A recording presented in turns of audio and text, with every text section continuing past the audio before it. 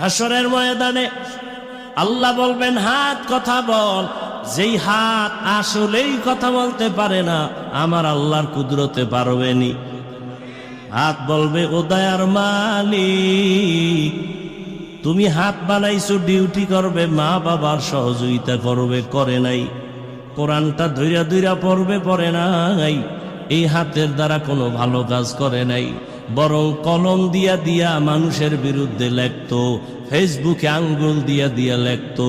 এইরকম হাত অপব্যবহার করনেওয়ালা জনগণ আমগো সমাজে আসেনি। চোখ বলবেন, হে মালিক, তুমি যেই ডিউটির জন্য চক্ষু দিয়েছো, মা বাবার চেহারা দেখবে চোখ দিয়া সওয়াব।